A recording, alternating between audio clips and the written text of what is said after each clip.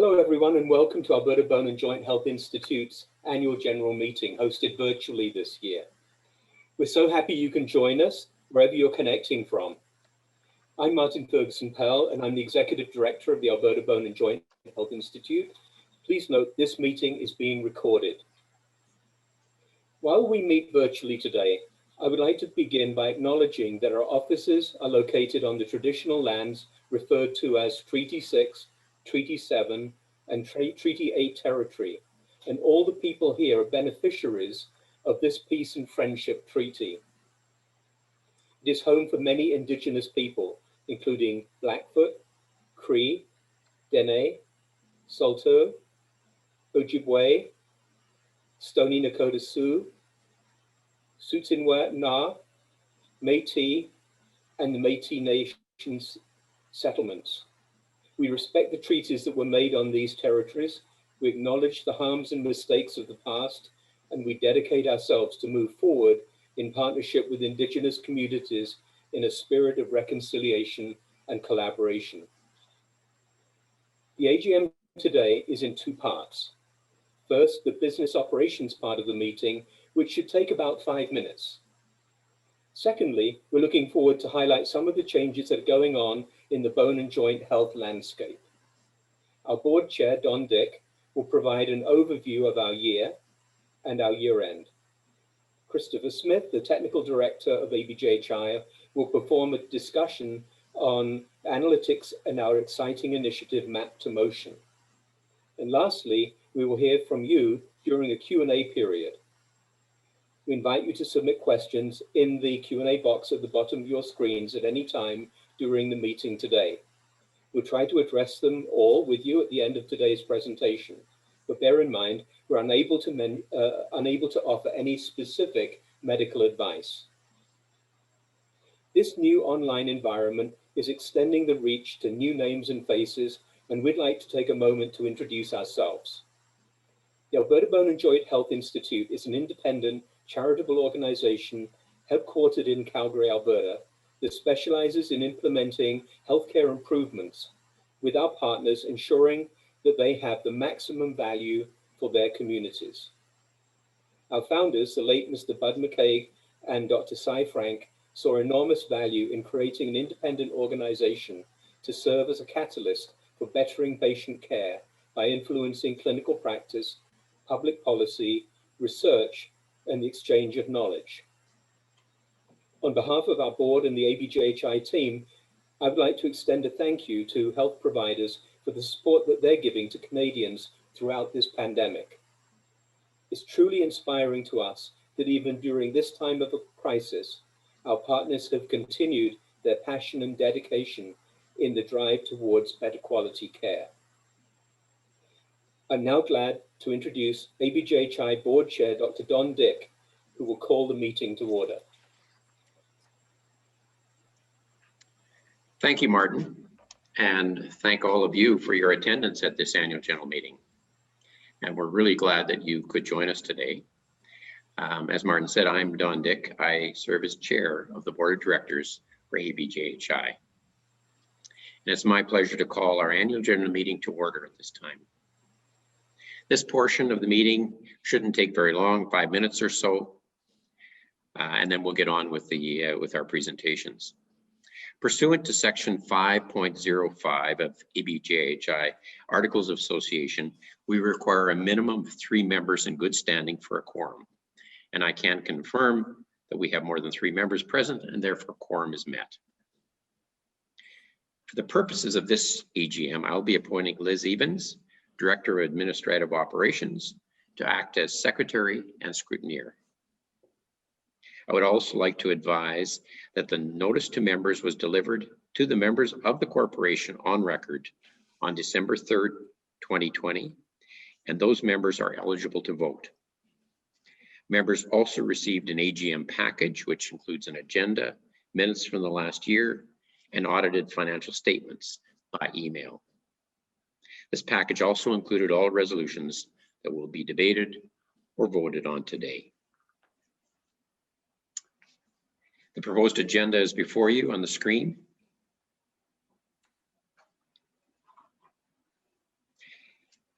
May I have a motion to approve the agenda? Thank you, Don. It is my privilege to move that the agenda for the 2021 AGM be approved as presented. Thank you, Roger. Do I have a seconder? Anne McCaig seconds the motion. Thank you, Anne. Any objections to the motion? Hearing none, the motion is passed. Thank you.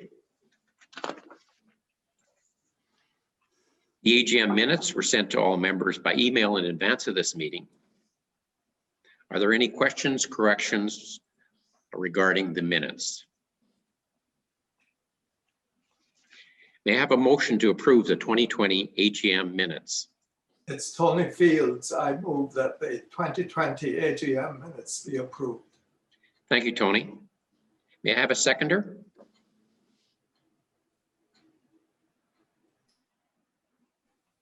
Steve Boyd, I second that motion. Thank you, Steve.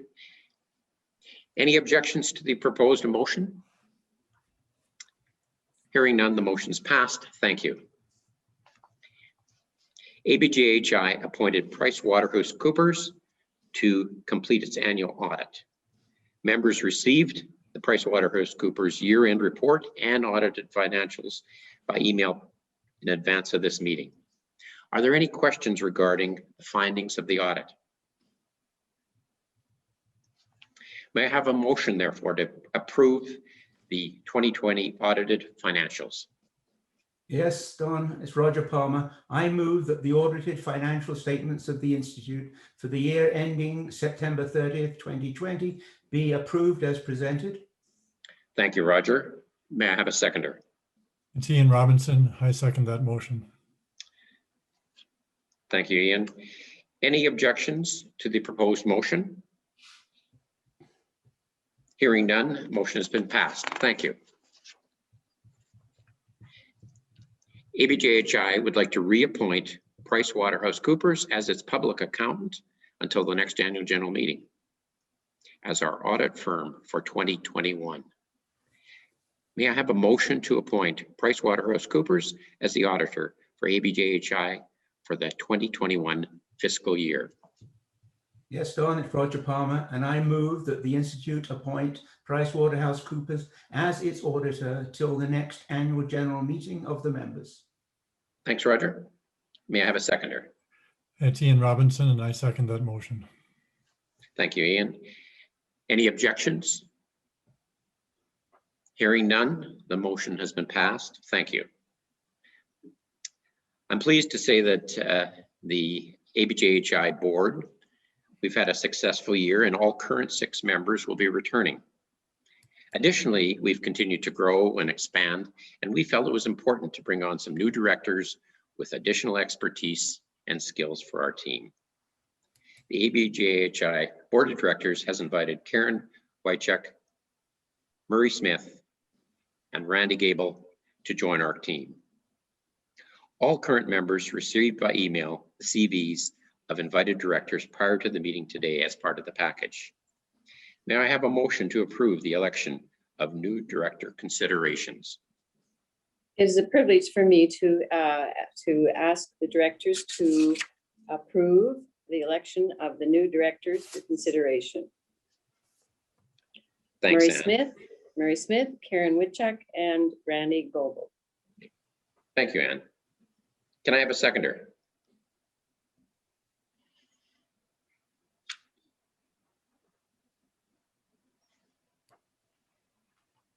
Steve Tony Boyd. Fields. I second. Oh, go for it, Tony.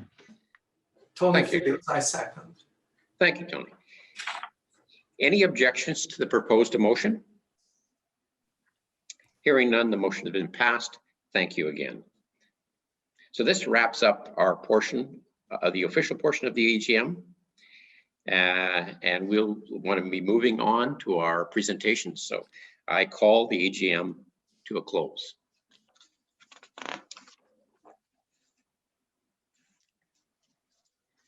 Before I proceed with an overview of our 2020 activities and highlight some of the challenges that we're facing, there are a few data points that I want you to keep in mind.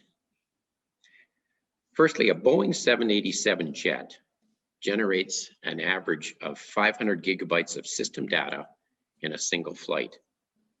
A little closer to home, the modern car collects up to 25 gigabytes of data every hour it runs. Contrast that with a patient's annual health record, which only grows about 80 megabytes a year. Or to frame it another way, there's about 300 times more data on our cars than on ourselves. This is a challenge that we do need to address. The focus of much of our work in 2020 was using health data as a map, making it easy for patients and care teams to pursue evidence-based courses of action. We've been fortunate for the close partnership and sponsorship of the Bone and Joint Strategic Clinical Network. We've worked together on solutions to alleviate the burden of MSK conditions, and many of our activities have supported their strategic initiatives. The Alberta Bone and Joint Health Institute's primary focus has always been figuring out the best ways to turn evidence into innovative products and concepts that can be applied to real-world healthcare settings. We are big proponents of quality management practices because they can lead to better care for Albertans. Today, I want to share some of our 2020 activities centered on using evidence to drive health decisions, the adoption of quality improvements, and building a foundation for better health decisions long-term. It's no secret that decisions based on evidence improve health outcomes. However, with evidence constantly evolving, change in healthcare can be difficult. The Institute uses quality management tools and methods to turn evidence into clinical practice. We're partnering with the Bone and Joint Strategic Clinical Network and promoting several evidence-based tools and analysis that support patient-centered decision-making.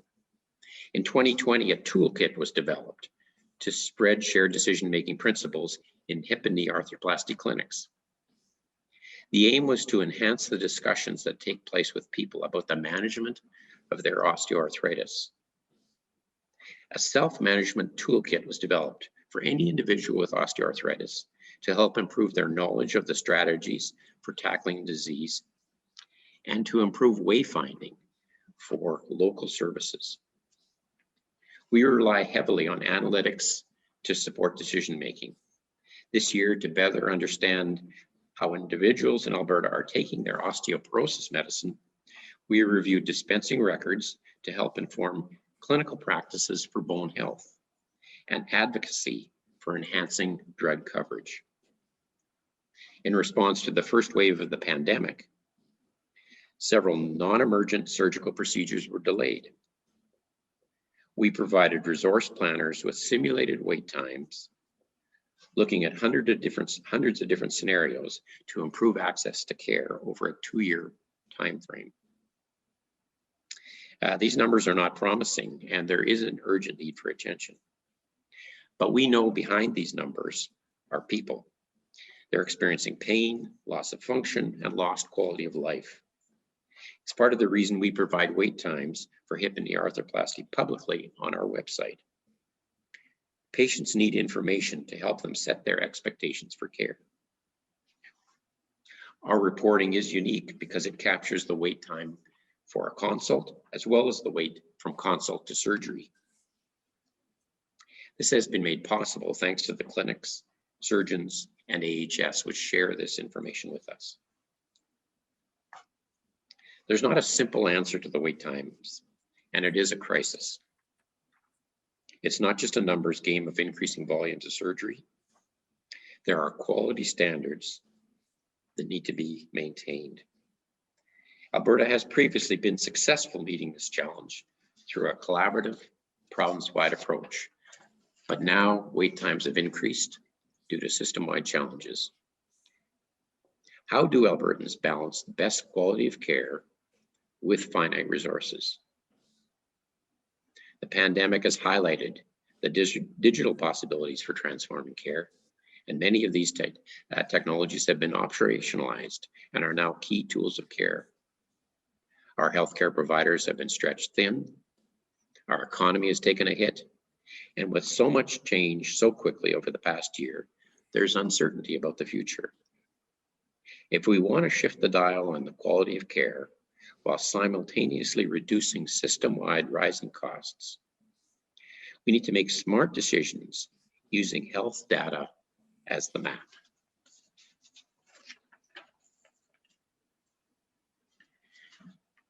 Since 2012, the Bone Joint Network has championed provincial quality programs that have engaged hip and knee arthroplasty care teams, hip fracture care teams, and our own project management and analytics specialists. These teams are quite familiar with our strategies for promoting continuous quality improvements. The push for improvements has not stopped during the pandemic, with the added benefit of quality assurance monitoring during these trying times. We continue to provide frontline staff and administrators with our well-established quality reports, focusing on key performance indicators such as length of stay, time to the OR, infection rates, complication events, and readmission rates, to name a few. Sustaining improvements in the long term has been a difficult task. In 2020, we started developing a digital home for hip and knee arthroplasty care teams, a dedicated space for the next network's quality program. This new online toolkit houses quality management tools and resources that we have proven successful in the past with. It will be a means for providers to collaborate and share learnings provincially as they encourage continuous quality improvement in their everyday care practices. This year has also illuminated gaps and challenges faced in other areas of the health system. Capacity for continuing care has been strained for many years, and hip fracture care teams are often faced with significant delays in care. With an aging population, demand for continuing care is expected to increase. As many Albertans queued on a wait list know, the demand for acute care services is also straining the capacity of our hospital systems. For the past several years, we've engaged with clinicians on implementing quality management programs where access to care and transitions of care are featured indicators. There have been improvements by employing central intake models of care and interdisciplinary care planning, but targets are still out of reach. And there isn't a clear-cut answer on how to address all these problems. They're complex, systematic issues, but we are actively proposing solutions. These solutions, however, have to include considering the consideration of quality, because quality does matter.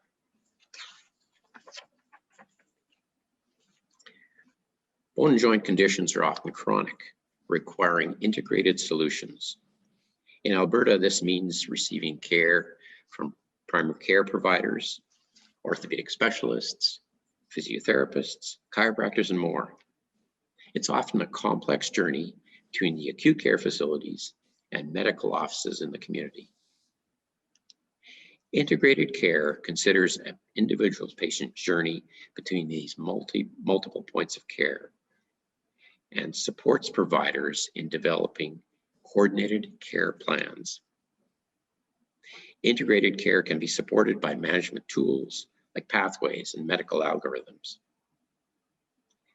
These tools aim to reduce uncertainty and variation in practices that do not favor best quality of care. For much of this past year, we worked with our partners to review best evidence and build clinical consensus on approaches for the non-surgical management of osteoarthritis, shoulder conditions, soft tissue knee injuries, and low back pain. The projects aim to provide more patient-centered care and help alleviate unnecessary queues and inconsistent assessment processes that patients sometimes face. We began an assessment of shoulder data in Edmonton, looking at referral and assessment volumes, wait times, and diagnostic imaging practices. We also continued collecting patient outcome and experience data at specialty clinics across the province. A survey was launched to examine patient experience with wayfinding and the overall impact of care plans following visits to a knee injury clinic. We continued the evaluation of specialized navigational support services for osteoarthritis patients at a bone and joint clinic in Lethbridge. This service has been provided for over a year to determine the impacts of non-surgical interventions, because nearly half the patients referred to the orthopedic specialists do not proceed to surgery. This is either because their disease progression was not severe enough, they didn't fit the criteria for elective surgery, or because of their choice. The results of that investigation are forthcoming, but we already have learnings. We do need measurement tools for these non-surgical patients to better progress, to better track the progress of their disease. We need to better understand how the quality and life experience of individuals with bone and joint conditions change over time. Traditionally, most patient outcome experience data is collected at a point of care, which is really just a small snapshot of the patient journey. The learnings from Lethbridge will help us better understand that.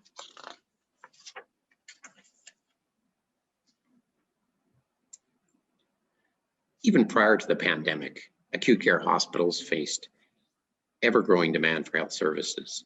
The primary care medical home faces a balancing act of meeting the complex needs of patients and the tie-ins to a multitude of specialists. Rehabilitation services at another level of complexity. At the center of these services is the patient, who's met with a complex interweaving health journey. Our approach has been to fine-tune existing processes, expand innovative services and tools that see success. However, innovation and research are being limited across Canada because of information gaps. It's often a catch-22 to secure funding. You need data to quantify the problem, to demonstrate the need, or to propose solutions. In 2020, we challenged ourselves to consider new methods of measuring quality of care that fits the unique setting of our healthcare system in Alberta. We've begun to reframe some of the traditional methods for evaluating health quality. Thinking back to that earlier detail of an annual health record and its growth in comparison to other industries, there's much that can be done to improve the data collection of health information in Canada.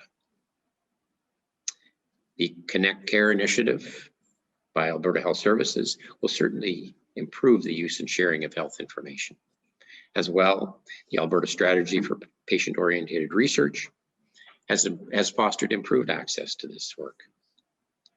Many other clinicians, researchers, industry professionals, and data organizations are looking at ways to collaborate on this. One of our staff members recently had her own aha moment. She was receiving physiotherapy for a knee injury. And as she discussed the pain in her knee, the physiotherapist asked her about her previous ankle injury. With a lifetime of strains and sprains from an active lifestyle, our staff member couldn't remember which ankle she injured. The aha moment came when the physiotherapist flipped back to notes in a 3-ring binder to determine which ankle it was. For our staff member, this highlighted the disconnection of health data with bone and joint services. As she left the physiotherapist's office, she wondered what else from her health history has been lost to time and memory. I'd like now to turn over to our Technical Director of Operations, Christopher Smith, who's championing our new initiative, Map to Motion. It's an undertaking to provide Albertans with a provincial bone and joint information hub. Thank you. Thanks, Don. It's now my pleasure to introduce you to Map to Motion, your bone and joint information hub. This first of its kind information platform will link your health information across your lifespan to provide an unprecedented and unequaled picture into what's going on with your bone and joint health. We want to connect, with your permission, of course, your health and quality of life information to the clinical data that already exists and is already captured throughout your experience with the public health system. Then we want to add to that to bring a unique patient perspective that doesn't exist anywhere else in Canada. Once successful, this will provide a comprehensive picture of the whole person and how they're functioning and the quality of life that they're experiencing, an aspect that is missing from many of our health systems in the country. I want you to consider the typical patient experience when they suffer an injury or develop a bone and joint condition. From that moment on, they'll engage with many care providers, often self-managing their care for weeks, months, years, maybe even the rest of their lives. Some of them will go on to receive a consultation with a specialist, maybe an orthopedic surgeon or a rheumatologist, for example. And a small number will be candidates for surgery and will enter the hospital. But for about 80% of joint health patients, they'll receive what is called conservative management, a series of non-operative interventions and exercises designed to rehabilitate and restore function to an acceptable level. This could involve physiotherapy, chiropractic care, medications, massage, pain management strategies, injections, and many, many other things. So right now, every visit that you make to a doctor's office or every admission to a hospital, every x-ray, every prescription, every CT scan, every lab test, is every publicly funded transaction that you have with the health system is recorded in some fashion electronically in some repository somewhere in the province. And as mentioned, Alberta Health Services is investing heavily in Connect Care, a software system that will integrate all the hospital-based systems into a single data platform. And that's wonderful news. But everything outside of the hospital is stored in individual electronic medical record systems that are not connected to each other.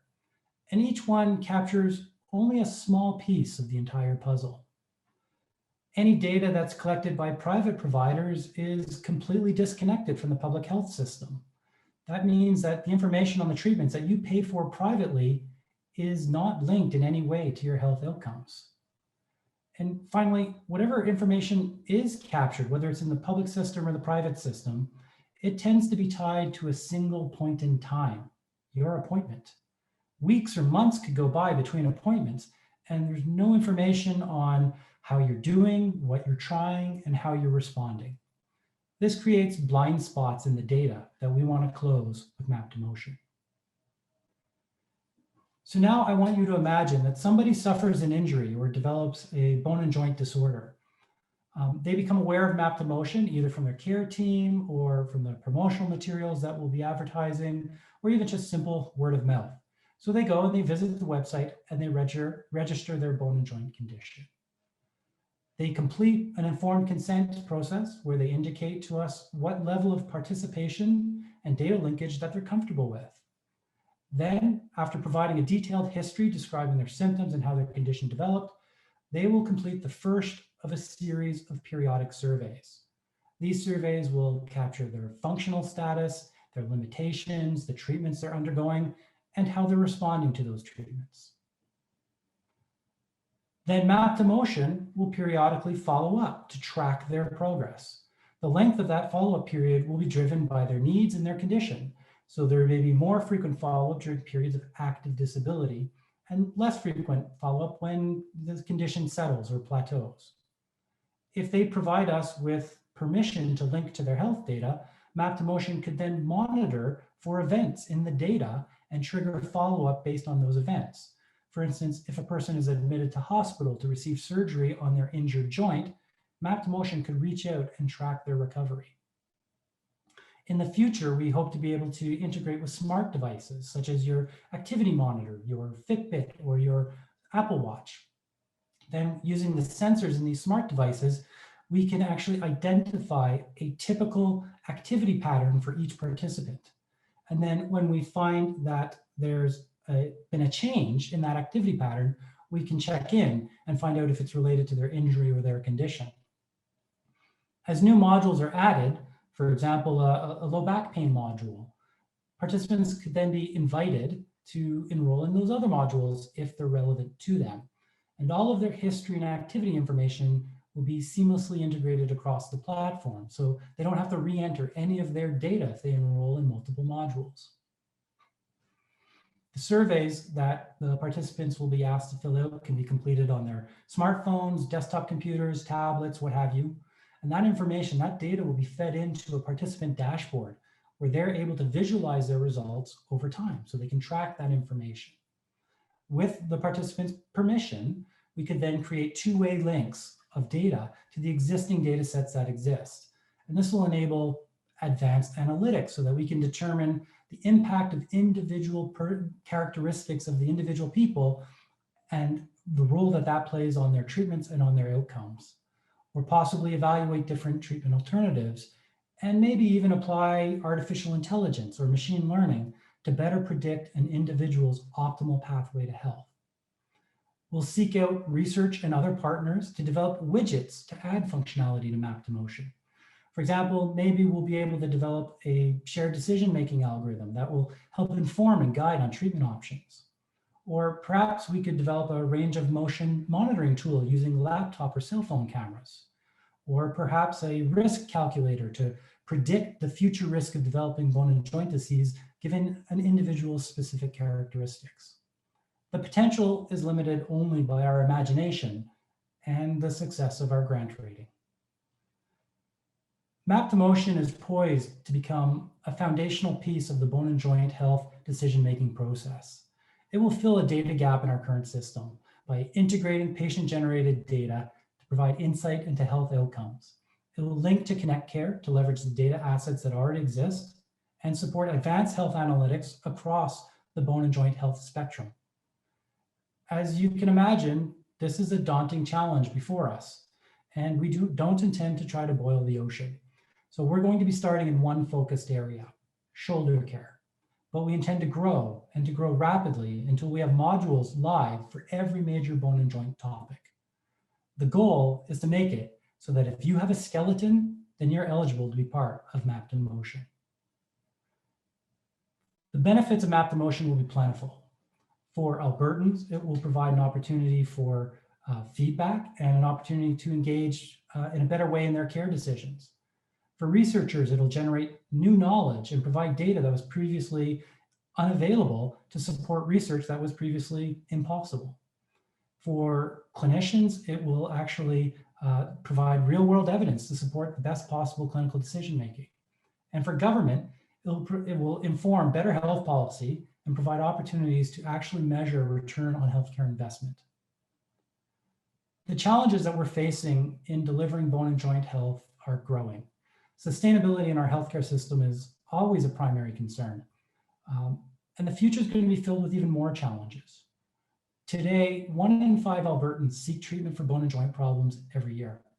And 80% of us will experience a significant bone and joint injury at some point in our lives.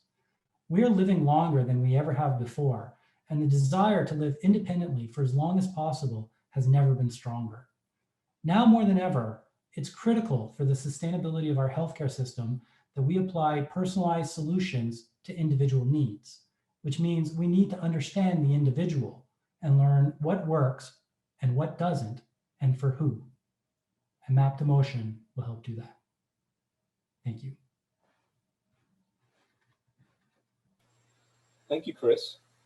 Well, it's now time for us to hear from you. So what we'd like to do is to invite you to ask questions of our team. What I'll help to do is to identify questions and then route them through to who I think would be best in the position to answer the questions. So perhaps we could get started with some questions. And I think if I remember rightly, what we're asking you to do is to put your question in the chat box. Is that correct, Liz? Yes, that is correct. Great. So I have a question already. Could you please elaborate on Mr. Bud McCaig's vision for the Institute and why he thought it was important to create an independent organization as a catalyst for change. So I think that's your question, Anne. And you're muted, Anne.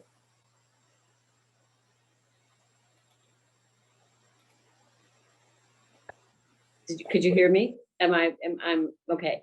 I'm just delighted to be asked that question, Martin, and I thank you for that. It's always a privilege for me to talk about my late husband and all the wonderful things that he did for all of us in Alberta. And many of you that know Bud know that he suffered with severe arthritis for a long time. And he did learn from his personal experience how important leading edge research is to patient care. He was passionate about Alberta having the best possible care and treatment in all areas of healthcare, but he obviously had a particular interest in this area of healthcare. Bud became to appreciate how blessed our province was with top researchers in bone and joint health, including people like the late Dr. Cy Frank. They were very, very good friends. They collaborated on many projects. And this was definitely one that Cy Frank was absolutely passionate about, as was Bud. But as a result, he was very motivated to support Cy Frank and his work. As he learned more about the level of medical research that was underway here in Calgary, Bud became convinced we could build a world-class health system, beginning with bone and joint research. He knew that philanthropic support, as well as advocacy and a shared vision, would be a key to realizing that goal, and that became the genesis for the Institute. It was like second nature for Bud to engage his closest friends and colleagues in what he was doing, and that led to people like Dick Haskayne, Alvin and Mona Livin, and Harley Hotchkiss lending their support to this vision. Bud saw this institute as a means by which to advance and effect necessary changes in the healthcare system. He knew that a province-wide approach would be the best way to realize a world-class level of bone and joint healthcare in education and research, and then it would be implemented the same model in other areas of healthcare. Due to the hard work and commitment of many people, including many with us today, we've come a long way in a relatively short time. We've seen Bud's vision realized, including his belief that others would want to emulate what we have created here in Alberta. Bud would be so proud of all that has been accomplished. He would be thankful to everyone who has worked so diligently, including the researchers, medical practitioners, as well as the donors and board members. I know if he were here, he would say, keep going, there's so much more to do, there'll be brighter days ahead. Thank you. Thank you very much, Anne.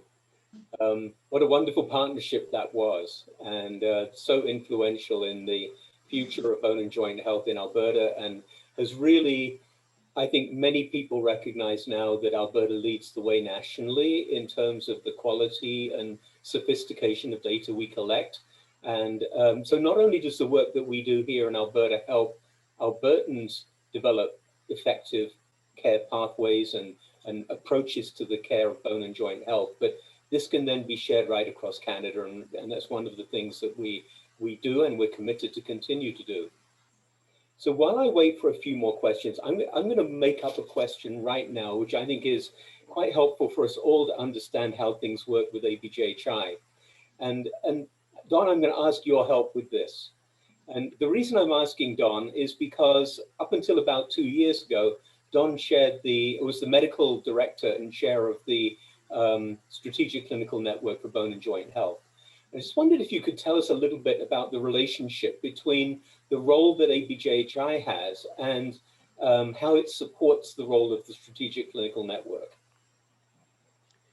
Thank you, Martin. So a little bit of background for the networks. If our founder, Cy Frank, was actually instrumental in launching the networks as well. And his concept of networks of health across Alberta was something that he talked about, and we, before they became the strategic clinical networks, they were the not just clinical networks. And the network, the Bone and Joint Network, has been one of the first networks, and it has been instrumental in working together with the Bone and Joint Health Institute. The concept of the network having a role in Alberta Health Services, in the delivery of healthcare, and the Institute using some of the background work and having the data and helping organize and plan and help figure out how to do it was his concept, and that's what we have been able to, that's really what the Institute has shown. And we're very fortunate that the network, Bone and Joint Strategic Clinical Network, and the Institute have been worked so closely together over the period of years, and it really has led to an improvement of both. And a lot of our work continues to be focused on their strategic initiatives. Thanks, Don. So timeliness is perfect here because one of our colleagues from the Strategic Clinical Network, Mel Slomp, has asked a question. And his question is, thank you for the presentation. Could you expand a bit on your thoughts of the importance of trust as a factor to patients and providers who are sharing their data, and perhaps touch on your attempts to date to create trust? So I think I'm going to pass that one to you again, Don, because I think you understand how critical this relationship is between patients, clinicians, the health system, government, and the work we do in ABJHI. Well, that's an excellent question, and that is something that in the founding of the Institute, the trust, people sharing their data, physicians sharing their data, health data, is a very precious resource and has to be guarded closely. And that has been actually one of our founding principles of how we use this data, and some of the work that the Institute has done in making sure that that does happen, that when the physicians sign an agreement with us that they'll share all their information, we are very respectful to make sure how we use that data, and we are careful with it. And going forward with Map to Motion, that is also a top priority. That will be something that we'll have to consider. And I'm happy to answer that first part, but I think if Chris could give you a little bit of he can give you a little better idea of going forward, some of the things we're doing to make sure that with Map to Motion, the information that people share will be protected. Chris, would you like to add to that? Yeah, I'd love to. I would say that trust isn't just important to this dynamic, it's actually foundational. And without trust, we're nowhere. So everything that we do always starts with trust. And that goes back to the very foundations of the Institute as an independent body. And people often ask us, why aren't we part of Alberta Health Services? Why aren't we part of Alberta Health? Why aren't we part of the college system or one of the academic institutes? And a big part of that is there are politics and there are agendas that come along with each one of those organizations. And if you're going to be focused on quality and you're going to be focused on building quality, you have to approach that as a partner. And establishing that relationship when you don't control operating room time, you don't control clinic hours, you don't control credentialing, it changes the nature of the dynamic. And we can actually engage with the clinicians in a very trust building exercise rather than in an adversarial relationship. Some of the precautions that we take go back to lots of, I won't go into some of the technical precautions, but we are very, very respectful of that data. We take all of the technical precautions to mitigate risk, to privacy risk, but really it comes down to transparency and honesty. We do maintain a transparent relationship. Our procedures and policies are out there and open, and we're very objective when we actually do disclose the nature of the information that we do.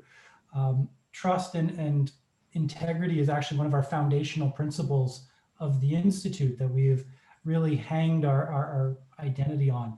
But it's absolutely something that is foundational to everything we do.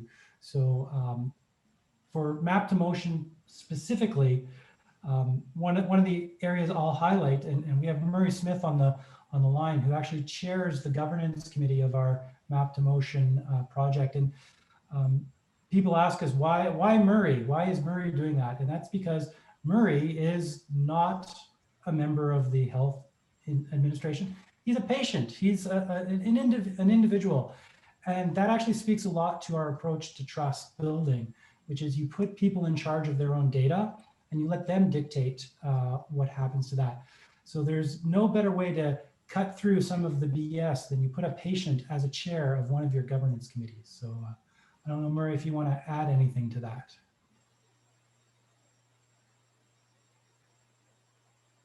Thanks, Chris. And I'll say right away that there's no direct relationship between Mr. Smith and Mr. Smith. Yes, I arrived at the committee basically responding to an email search for patients who wanted to be involved in this. And the committee that I chair is complete with not only expertise from the medical community, but a number of pan-Alberta patients who add noticeably to the conversation. And in fact, people such as Chris and others in the organization take to heart. So I think it's been a fundamental tenet that, and I think one that is the reason why the Bone and Joint Institute has lasted this long, is that is indeed patient-driven and care-driven. And that's the type of thing that we're continuing to build on. And I see that's the pathway to success. Thanks, Murray. I've got a couple of questions coming in now. So, and one a statement from Judy Crawford, and that is that I wanted to just say how much she appreciates that Alberta Bone and Joint Health Institute is looking at this gap that we've been referring to between what may happen in terms of an acute episode and what happens in between while being cared for in the community. So thanks, Judy. And that actually causes me to want to have a word with Steve.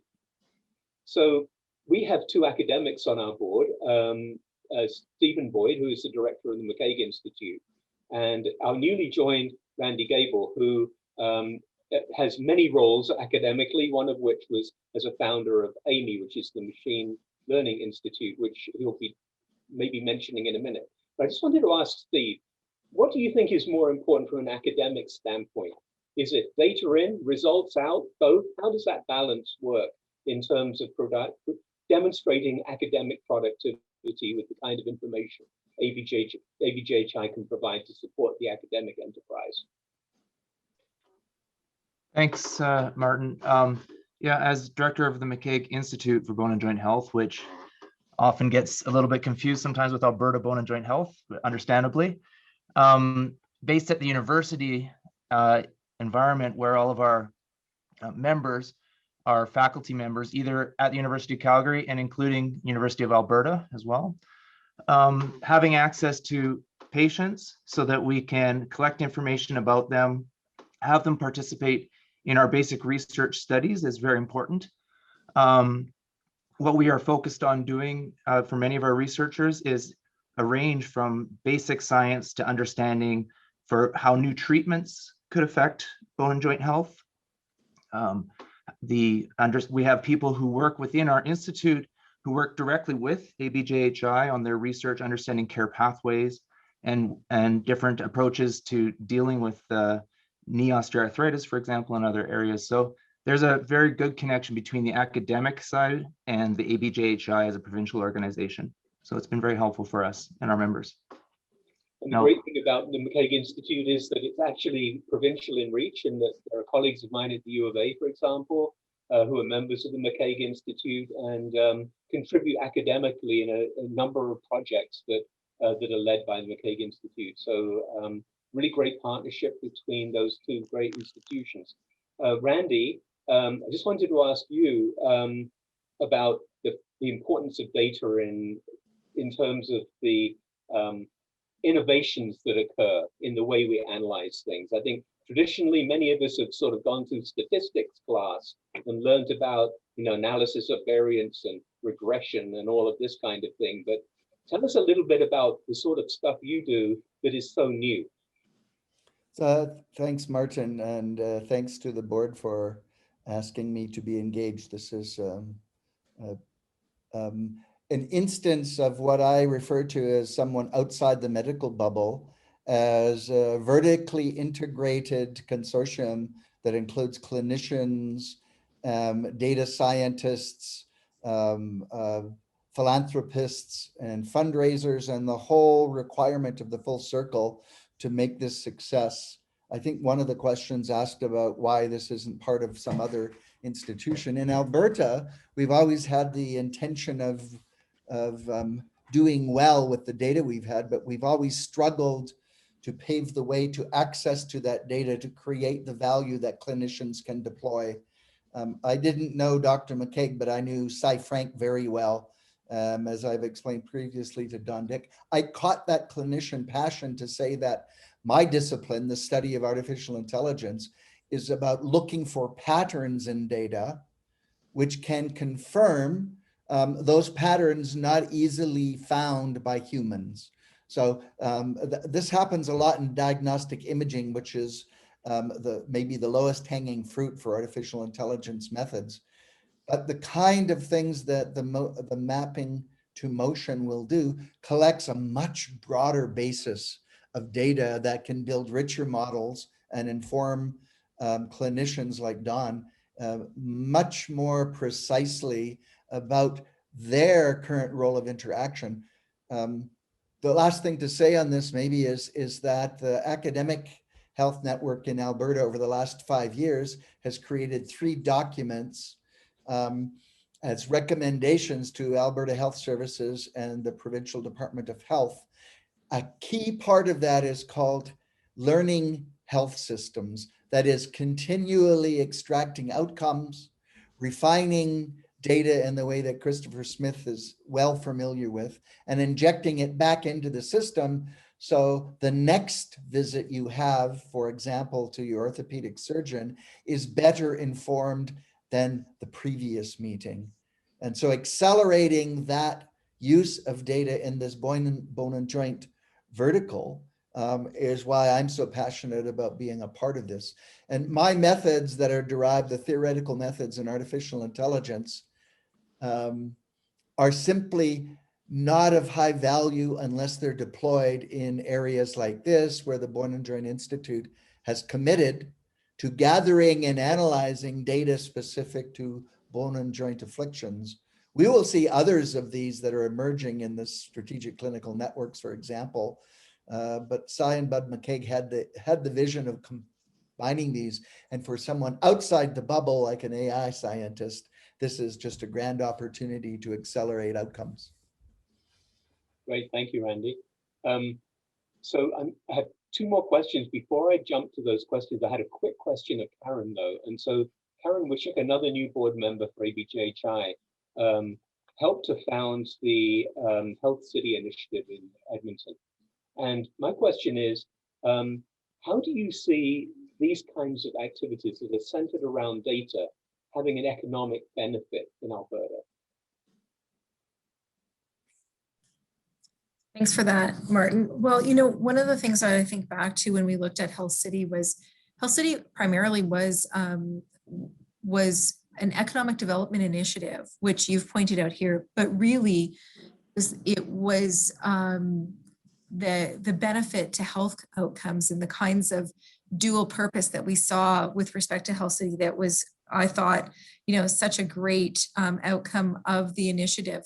I think really, you know, when we think about the power of data, when it comes to good decision making and how companies and investors think about investing in health technology companies or in research and some of the outcomes, they make those decisions based on the richness and the wealth of data that might be available to them. It certainly allows them to get involved in opportunities that harness the power of real world evidence, and they can prove their products quicker. They can scale up and take their commercialized research and take it to market far more quickly. And, you know, one of the things that we used to talk about with respect to using data is that if we could take the ecosystem here and think about the data sets that were here and then extrapolate those and find them in different parts of the world, then you could lift and move and scale those technologies, those ideas to help out health outcomes, but also obviously to scale up and commercialize and succeed in business. So I hope that helps answer your question. Yeah, thank you, Karen. And Roger, so many of you probably remember that Roger was the Dean of the School of Public Health. In fact, at the University of Alberta, he founded the newly established School of Public Health. So my question, Roger, is, Roger, what do you think, looking forward, the next 20 years, is going to be critical in relation to bone and joint health and our society, the health and well-being of our society? Well, Martin, you've asked a very interesting question about the future. I do want to start off with a little bit of the past, though, because some of those early conversations with Cy about the formations of the clinical networks were probably the most exciting times I ever had in government, because it was such a fascinating vision of how we could improve things. And it's coming to pass. It's taking a long time. But I know only too well how difficult it is to link some of these various data sets, because I've been involved in that for a long time now. Randy says he's the Don Quixote of attacking data sets within health, but I tell you, I've been right alongside him. I'm Sanchez, and I've been trying to tilt at those windmills just as much. But looking to the future, the crucial thing, of course, is that we are an aging society. The need for sort of bone and joint health support, which clearly we will need more and more of in the future. We'll need successful mechanisms for improving the system. And we can't just rely on expanding the current models. The prospect of just doing more the same way is beyond the nature of the support that this province could possibly do. So we've got to find much better ways of doing it. We've got to find better ways of preventing the sort of illness that we're seeing, which is the whole public health agenda. And we've got to have much better ways of making sure that what we do is as efficient and as effective as it can possibly be. And that's what we're about. Great, thank you, Roger. So I wanted to thank Jill Robert, who is another member of our Strategic Clinical Network, has asked a question, and I want to ask this to Chris, along with a second question from another member of the audience. So you have two separate questions, but I'm going to pass them both to you, Chris. So the first question from Jill is how the Alberta Bone and Joint Health Institute members will address the problems and remove the barriers to data sets that have not been allowed or approved in the past. So she's suggesting things like physician claims data and so on. So how do we open up the access to these kinds of data while, of course, as you were saying earlier on, maintaining trust and patient privacy? And the second question, which I think is quite straightforward to answer, is could you just outline what specific joint modules we're planning to add to Map to Motion beyond the shoulder module that you mentioned? So great questions. I'm very familiar with the challenges of access to health data. In the province of Alberta, we actually have an abundance of data assets. The problem is they tend to get siloed into these little firewalled environments that no one can actually get into. So in my many discussions over the many years in breaking down some of those firewalls, a lot of it comes down to fear and risk tolerance. So when we look at some of the barriers that prevent us from accessing something like physician claims data, which is a critical data set because it highlights activity that's happening in the community, a lot of the times the initial default reaction is no, you can't have access to that for risk of re-identifying a person or a provider or doing things that are not justified. And that's not supported by the Health Information Act. In reality, it's not the legislation that gets in the way. It's actually the bureaucracy that gets in the way. So I think one of the avenues that we can help break down some of these barriers, and I'll say it's already getting worlds better today than it has ever been in the past, but there's still barriers that exist, would be in engaging with, I think, some of the power players in the ministry or in the senior levels of the administration that can reinforce the trust and the policies and the procedures. I mean, many of the members on the board have access to personnel that staff members certainly don't have access to on a day-to-day basis. So just reinforcing the relationship and building on that trust is really, I think, one of the foundational pieces. I look at the data access that we have been able to accomplish over the past decade of working with Alberta Health Services, working with the clinicians in a partnership fashion, and that has worked exceedingly well. We need to break down this fear of risk tolerance or risk association that something bad will come of it. The reality is that bad things are already happening. We just don't see them because the bad things that are happening are suboptimal care.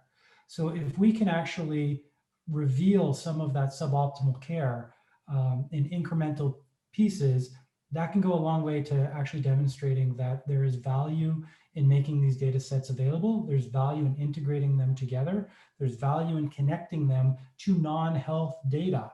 The risks can be mitigated and controlled through relationships and policies and procedures. The loss of value of not doing so drastically outweighs the risk of doing so. So this is something that I think, I'd welcome any progress that the board can help advance us on that. And I think a lot of it is engagement with the middle to senior levels of the various ministries that are engaged. For the specific bone and joint modules. The additional modules that you are thinking of? Yeah, definitely. Lots of modules in mind. We've talked about having just an orthopedic implant module, having a back pain module, foot and ankles, another topic that comes up quite considerably, and obviously knee injury and soft tissue and chronic knee pain, another big area of study. There's lots of work going on in inflammatory arthritis, and we don't want to be in competition with a lot of that work. So it's really about engaging how do we actually connect the various inflammatory data sets that are out there rather than trying to reinvent wheels. But really, we're trying to prioritize this list by A, the clinical need and the opportunity to actually affect care, and B, where we actually have the greatest probability of success, where we've got good clinical engagement, good clinical championship, and to be honest, funding support, where we can actually attract some funding dollars to support that activity. Thank you, Chris. So we have several more questions. This one is close to my heart, and I think I would like to partially answer it and then pass it to Don.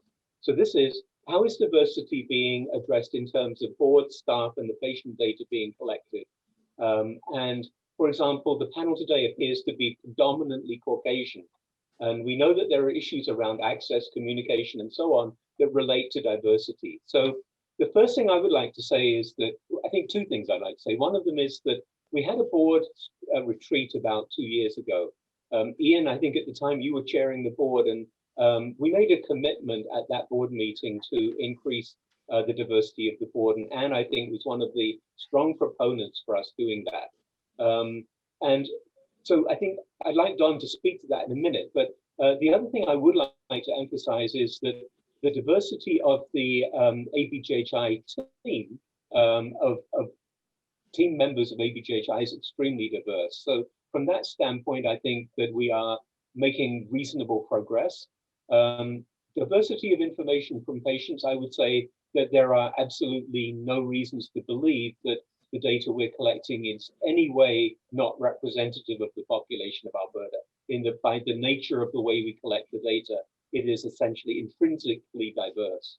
But I think, Don, as board chair, I need to pass the question to you about how the board is moving towards increased diversity. Thank you, Martin. And that's a good question. We actually raised that question, as Martin said, at a retreat a couple of years ago, and we are committed at every level of the organization to work towards more diversity at every level. And I think we have made some progress. Do we have more progress to make? Yes.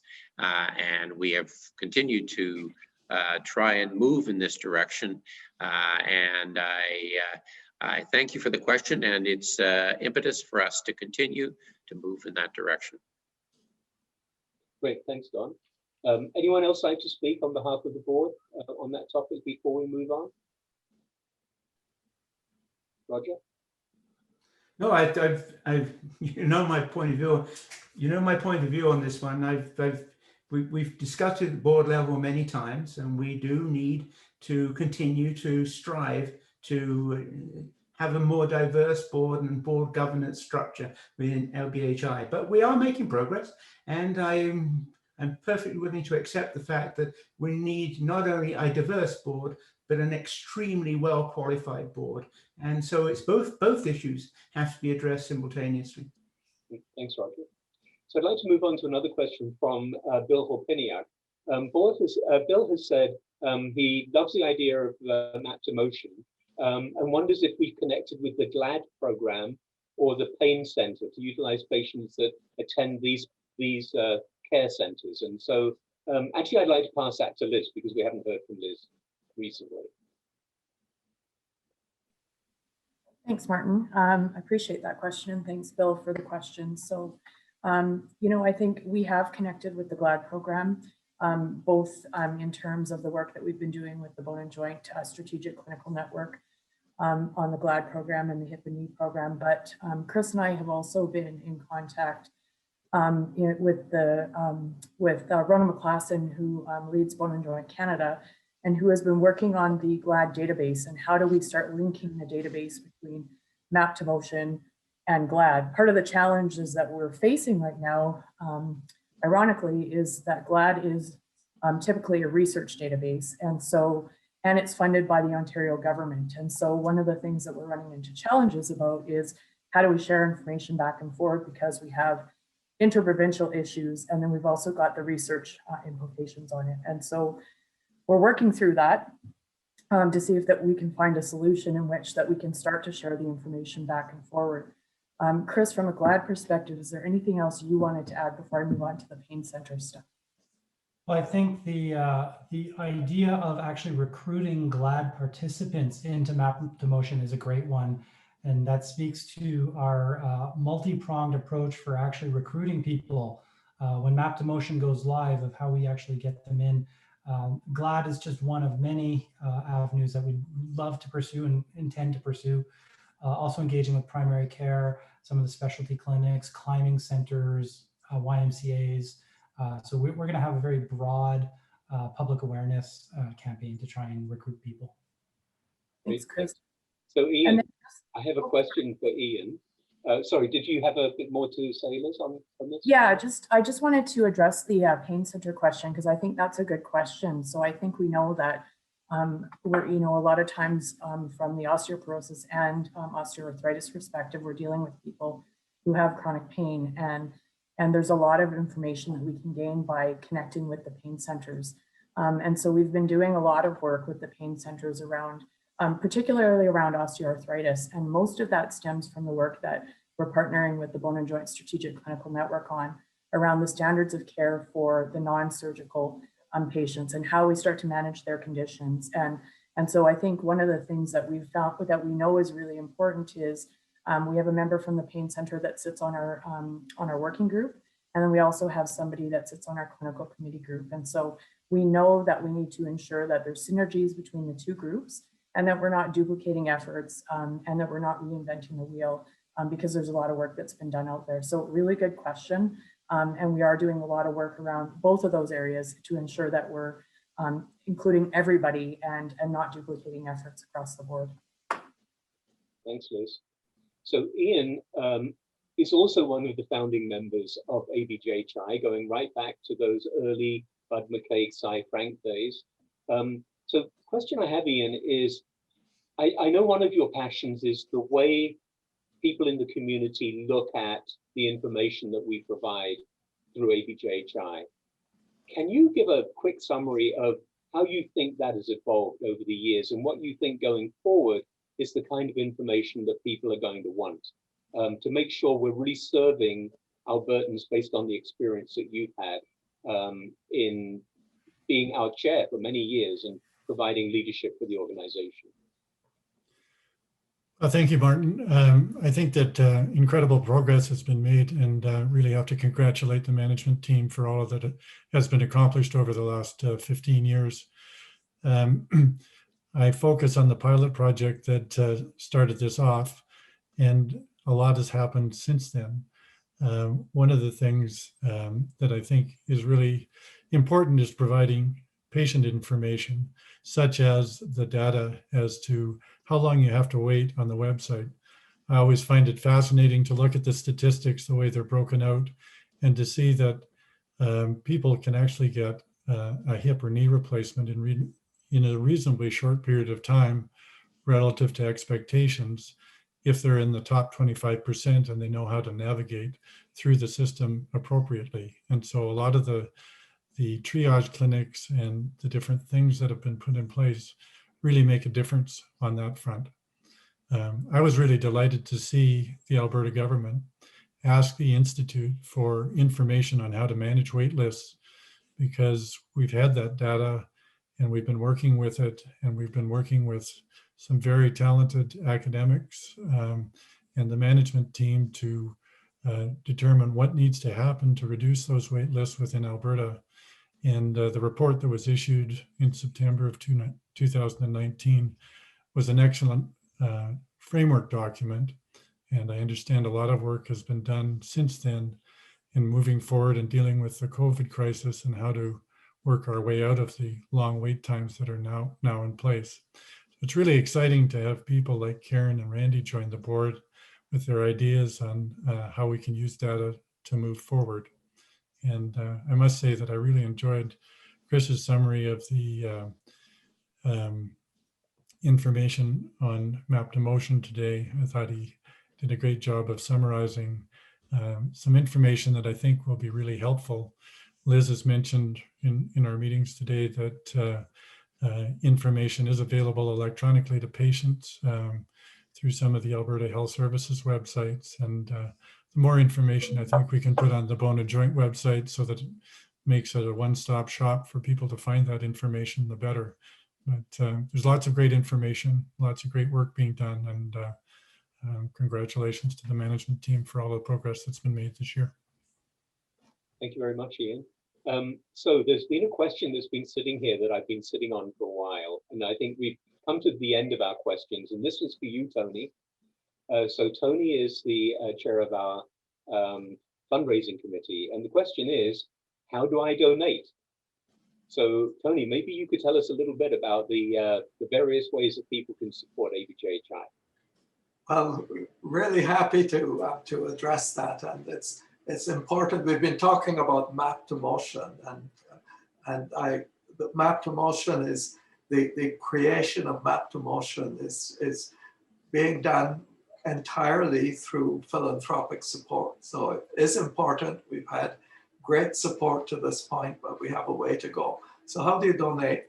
Very easy to do. If you just go to, as soon as you go to the ABJHI website, right on the home page, you can see a donate button, and you click that.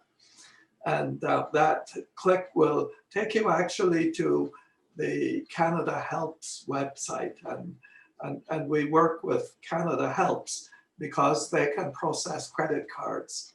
And so that's the easy way to go.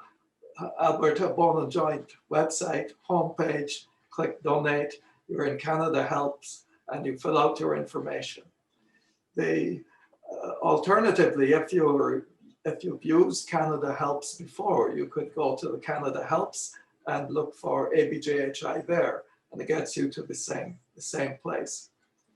Another point I'd like to make is that well, first of all, if you're old-fashioned as I am, and this is what I've done, you can actually write a check with and you can mail the check in, and there you are.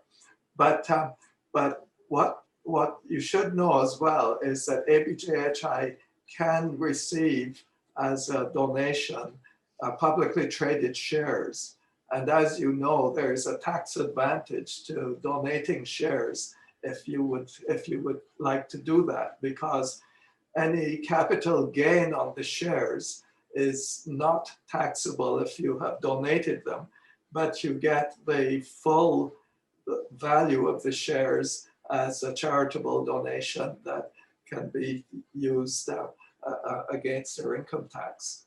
So yes, we do need your help. If you ask someone who is on the fundraising committee, you will hear about the help that we need. We've had wonderful support to this time, but as you've heard today, there's quite a long way to go as yet. And yeah, we're really grateful. And it's also fair to say, I think, that if people are looking for more information, that we'd be happy to meet with you and talk about specific proposals if there's something that is particularly of interest to you. Yeah, absolutely. Thanks, Ian. Yeah, thank you, Tony. And just obviously to state that we do obviously have the authority to issue a tax receipt, so that you know, if you make that donation, we're able to provide a receipt that you can then use when you submit your taxes. So we are a registered charity in that respect. So I think we've really reached the end of our questions. And so I just wanted to thank you all for coming to our AGM today. And also, while we're on the topic, I'd like to thank our donors and our partners for the support that they've shown us. In particular, what I'd like to do is to just briefly mention some of the major contributions that we've had, including one that we have had formally announced today, which is very exciting. So, so these are contributions that have been focused on Map to Motion, and the University Hospital Foundation has made a significant contribution. The Calgary Health Foundation provided that donation that I mentioned today, a very generous donation that they have shown enormous leadership for throughout the last year or so, as we've discussed this with them. So we very much appreciate both of the hospital foundations for their support.